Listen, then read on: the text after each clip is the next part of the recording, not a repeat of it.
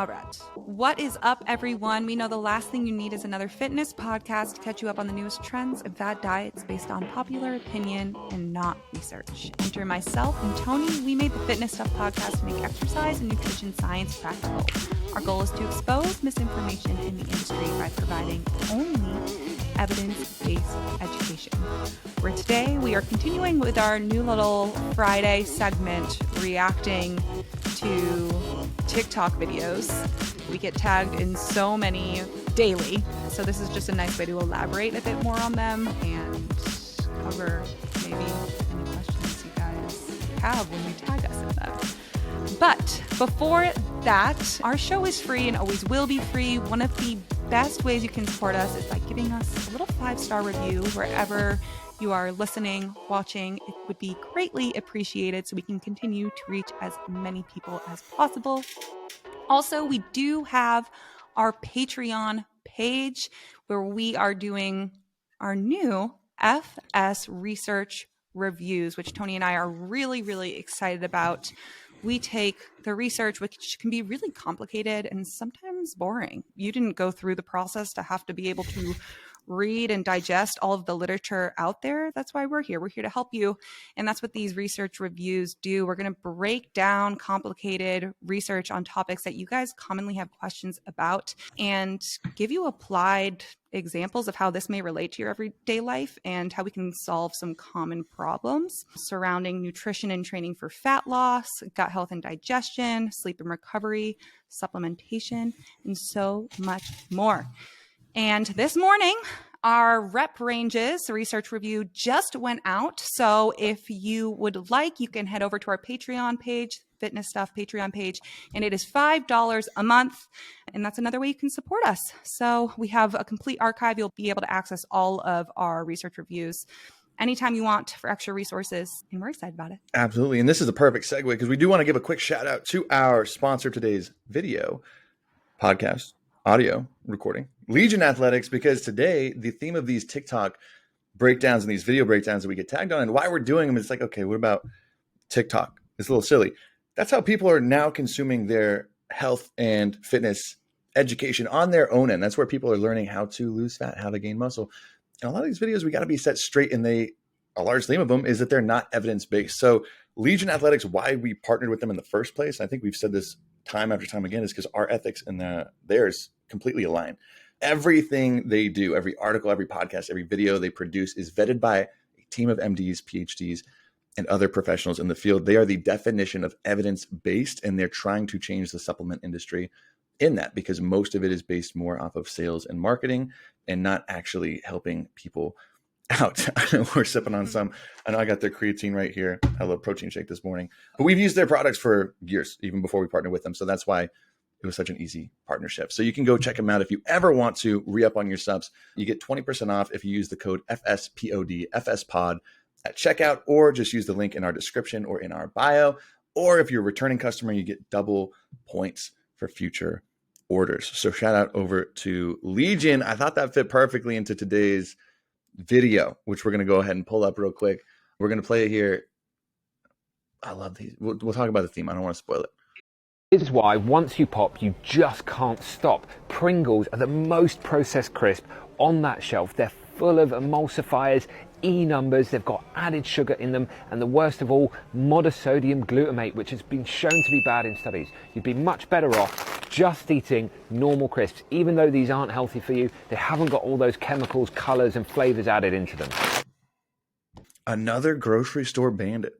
At least he's got a shirt on. This is a new one for me. I feel like he's got a lot of videos, but these people go viral. I don't hit the For You page much anymore, but if I hopped into a grocery store and started yelling about foods that are going to kill you, I would. It's a recipe for success. It's insane. You do, but if you're going to do you in a public setting, you better check yourself, especially before pulling up a study and making a health claim that is specifically, I'm referring to MSG, not only been proven to be wrong for over a decade now, but so rooted in racism with how this started.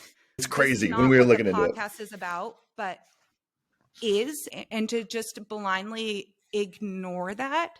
One, if you ever see anyone saying MSG is bad for you, and they're also trying to give you nutrition advice, you can keep scrolling if you're worried about whether or not they have any reputable things to say, because they clearly do not, because they don't read the literature. Honestly, this is the reason too why we started our FS research review that we send out every single Friday for Patreon, because reading and interpreting research is hard. It takes a lot of time and you have to cross-reference different data. It's a challenging thing to do. And so many people like this gentleman will just throw a PMID or study screenshot from their iPhone up on the screen and be like, oh, I read the title. That's what this means. I can draw these conclusions. Like MSG is bad for you from this terribly misinterpreted research. That's why we made the research review, to cross-reference and actually tell us what is truth, what is not. That's what cracks me up the most about it, is people just throw it up there and people are like, oh, I should believe him. When you're referencing studies done in mice and rodents, giving them MSG that you would never see that high of amount in the food you eat, like humans don't even eat close to that much MSG. That's what these studies are. They are literally mega dosing rodents with MSG. And then problems pop up and they're like, whoa, shock. Same thing with a lot of the early artificial sweetener studies done on rodents, mega dosing to like sometimes even 30, 50, 60 times what is a humanly possible dose. One dose I was reading about, you'd have to drink, I think it was like 30 plus Diet Cokes in a single sitting to get that much artificial sweetener to elicit anything negative that was found in rodents again. So that's why research is challenging. And most people, I urge them to get better at interpreting it. This guy should not be using it to make claims. But like you said, it's the recipe to go viral on videos and to get attention, is to go into a grocery store and tell people what things are bad, even though it's just confusing people. And that's why I think we avoid those videos at all costs. I've never seen one that actually has added benefit or taught anyone anything useful when they're in the grocery store. Have you? I haven't seen one. I haven't seen one. You know what? I have seen some dietitians that have gone shopping on a budget. I have seen some, like, I have $10 a week for groceries. Yes. Okay. Those are really good. But I'm saying, people that are like, this is good, this is bad. The people telling you to avoid certain things in the grocery store, that's a negative. But like already. Yeah. But our friend Zach Cohen has even had a couple good ones too, where he'll go to the grocery store again, show you what to do on a budget. He even made one, I think, making fun of people like that. One of my favorite videos of all time. But they're not. It's like, here's what you can do on a budget if you're trying to eat a little bit healthier, maybe lose a little bit of weight, whatever. Nothing is about what you need to avoid, what you need to restrict, what foods are causing XYZ, because anyone who is well educated in the field of nutrition knows that no single food is going to cause any sort of disease. It is simply impossible, because there's just too many other factors to consider. I was going to say, that's a perfect cue if you're listening, because if you're watching, and I know that like they go viral for a certain reason, everyone grocery shops. So if you see someone in the grocery store pointing at something that you eat on a regular basis, saying, hey, this is dangerous, and here's 10 words that you don't know what they are. I also don't know, but I'm saying it with confidence, so you don't know that. I'm telling you to avoid it. It's going to grab your attention. So we're even saying, as a compass, if someone's telling you to avoid anything specific in the grocery store, it's probably a good sign to run away. And I think people like this, I was talking to Mariana right before this about the Dunning-Kruger effect. I think this is massive on social media, but especially with people like this. Are you aware of the Dunning-Kruger effect? Have you heard of that in psychology before? That cognitive bias, and this is just the definition of it, where people with limited knowledge or competence in a given intellectual or social domain greatly overestimate their own knowledge or competence in that domain relative to objective criteria or to the performance of their peers or in people in general. So people like this, who might read, again, the title of a study from decades ago that's just simply questioning MSG, then taking that as, oh, I know, and have the authority to say that MSG is bad for you and that you should avoid this. It's at its finest display, is what I can see in people like this. It's ridiculous. Yes. And how it's very similar with how the misinformation starts. It's typically based off of literally one person who has a voice and can reach many people, or one tabloid or one TikTok, whatever it is, sharing information about a personal experience or someone else's a single experience. So, for example, the MSG. How did that start? In 1968, in the New England Journal of Medicine, which is a really very renowned, popular journal, there was a letter, not a study, a letter published describing Chinese restaurant syndrome, naming the symptoms that included numbness and pressure in the face, upper chest muscles feeling tighter after Sounds eating bad. at Chinese restaurants. The author was a doctor. He didn't identify any particular components of his meal causing this effect, but he did say that the MSG was the cause. Based off one single anecdote, and the news took this, ran with it, the way this spiraled, the way it blew up, and so much so that people started to study it in mice and absolutely megadose the hell out of mice, inject so much MSG, 500 times more than what you would get in your meal within a whole day on average. 500 times more. Okay, that's what a lot of the reviews summarizing the negative health effects, all on rodent studies, all megadosing, and not considering naturally occurring MSG that is naturally found in foods. So that is how this started. That is the history, and it has been disproved time and time again when studying populations that eat the most MSG and do not have these adverse health effects, noticing that some people may have an MSG sensitivity. However, the amount they would need to eat in a day to elicit a reaction is much higher than you typically would eat. You don't really experience the reaction. So Yes. It's typically unethical to recruit these people to eat an amount that is much higher than you would ever see. It was 6 times higher at once than most people see in a typical day. Yeah. Is what we were looking at before this. It's not realistic at all. Yeah. These are all based off of anecdotal reports, right? It is just absolutely insane how this spreads. And you read the headline of an article. He didn't read the article, or maybe he No, did. not And at all. you choose to report what is going to stick and what fits your personal biases. It drives me insane. Yeah. And just what we talked about on our myths episode that came out this past Monday at the time of the recording, that's how a lot of these myths get started. This is just another myth where it's a game of telephone, right? Everyone's played the game of telephone where you sit in a line of 20 people, you whisper it in the first person's ear, and by the time they whisper it to the next person, to the next, to the end, it's something completely different. It's one non-credible letter from the 60s that now has taken over to where I think if you ask the average American, just take a poll, is MSG good or bad for you? I would say an overwhelming amount of the population would say bad without any knowledge for that. And I think that's just how so many myths get started. And that's how this one in particular gets started, and how this gentleman ended up in aisle 7 telling you not to eat Pringles, which are one of my favorite chips, sour cream and onion in particular. But yeah. And I mean, there's this huge thing about the sodium. MSG is like so much higher in sodium. It has a third the amount of sodium than I think it was like a gram of table salt. Like, I was going to say, it wasn't most people's claims that it was 10 times higher in sodium than table salt, and it's a third in the other direction. The 2019 study found that replacing table salt with MSG in certain foods could reduce people's sodium intake by as much as 7 to 8%. It's tough because you're picking up a food, now like MSG conversation aside, you're picking up a food that is an ultra-processed food, and you're telling people it's bad for them. No one went and grabbed the Pringles because it's good for their body. People grab the Pringles because the Pringles taste good and they're cheap and they're hungry. So that is what pisses me off, is that it's like you think you're saying something novel by throwing in these fancy words. No, it's an ultra-processed food. Eating ultra-processed foods in excess is not good for you. Game over. That's it.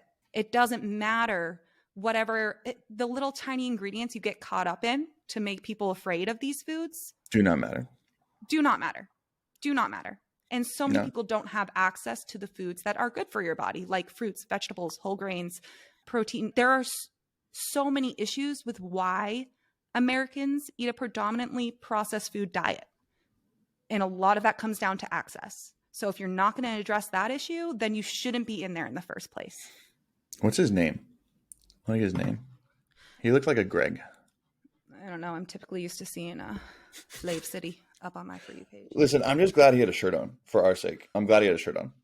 Made me listen to him a little bit more, at least for 3 or 4 more seconds. Honestly, though, if you say you care about, you're claiming you're doing this because you care about the health of people, think about the people who only have this as their only option. Because there are a lot of people, and I know in this world, in this really small health, wellness centered world that so many people live in, it's really hard to think about the fact that most people cannot get a vegetable on their table even once or twice a day.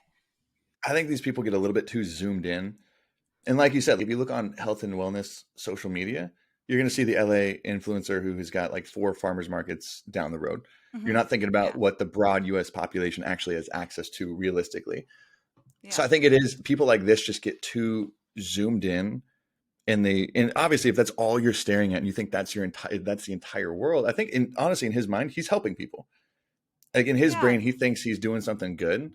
But I think you're right. It's where it comes from, is that zoomed in look where you think this is your view is the world's view. Mm-hmm. So you should be telling people and spreading this thing that you might not have an idea about. So that's the only thing that stinks is that these people, they get stuck in it and they preach it like they are credible enough to do so, which sucks because the intention behind it's good.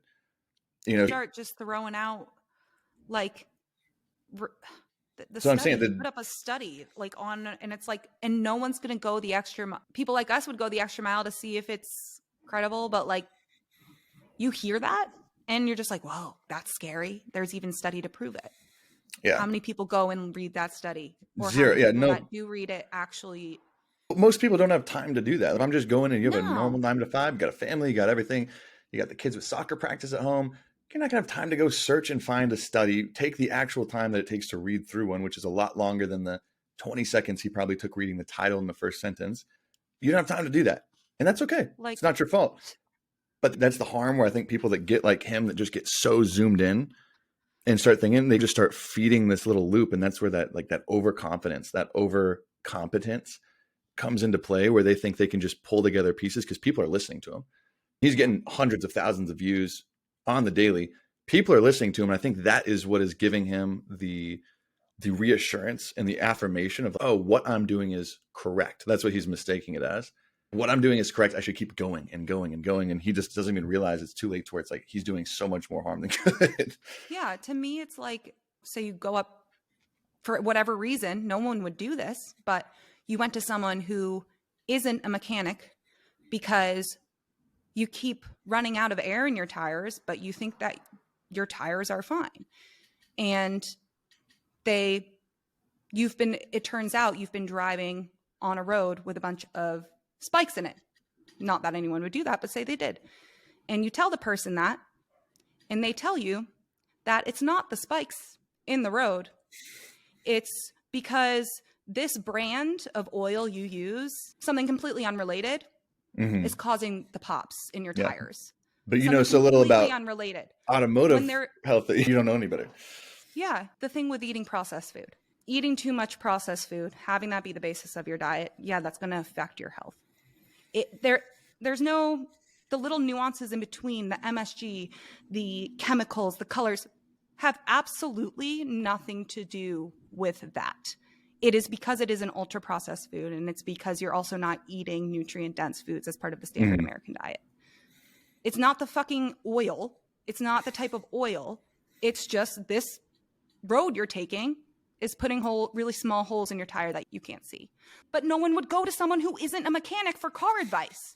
So that pisses me off, because anyone could give nutrition advice now and people believe it. Sorry. I think that's the frustrating part from the consumer end too, though, is even people who are credible, like the mechanics, right? Even dietitians are out promoting ridiculous things. The vast majority of them are doing the right thing. But obviously the ones who are promoting the ridiculous fad, clickbaity kind of pieces, those are the ones who get the eyes and the attention and the view. So that's the frustrating part, is it's like you're going to have broken mechanics in the world. Yeah, you're going to have broken anyone in any field. It's just the volume of people that freely speak in a field is massive. Honestly, I feel like it's massive in nutrition. Like probably what I can't think of a bigger industry. No, where that happens. because you're always going to have bad professionals at anything. Like there just Yeah. always are. That's just how it is. But the amount of people that feel so qualified and also like it's morally and ethically okay to speak on a topic that people spend years and years of their life like knowing and training, I just think that's disrespectful. Yeah, disrespectful. But again, it's like you got to empathize just because there are a lot of people that spend that much time in like years dedicating that are still causing more harm than good. So I think that's where people like that see it. Is it disrespectful if I'm seeing this person who spent 8 years who's also selling me on like a astrological diet based on my spirits and my soul? People, that's the frustrating part. There's no, what is it? The medium diet? Who was it? Doctor out there who Medical started the medium? medical medium. Oh my God, medium, because he was diet. getting sent like his feelings. He was getting sent messages or something about. He's special. He's above us. No. Let's say this takeaway. If you see someone in the grocery store telling you not to get something, do yourself a favor and just skip the video. Don't listen and wait to see if it's credible. It's not. If they're telling you not to eat something in a grocery store, they aren't credible enough to give you that advice. They aren't. Mm-hmm. If you see someone in a grocery store helping you, showing you, hey, these are some great see what's going on. But I think ethical moral of the story, you see a video like this pop up where there are probably 10 characters like this online right now who start each video in the camera in the grocery store. Are you eating this? Because you shouldn't be. Rotisserie chicken the other day. Get out of here! So if they come from my Costco rotisserie chicken, I'll kill them. It was a Costco rotisserie chicken. They're like $5, and it's like a week full of protein. We actually should. Yeah, I think so. That's what we got.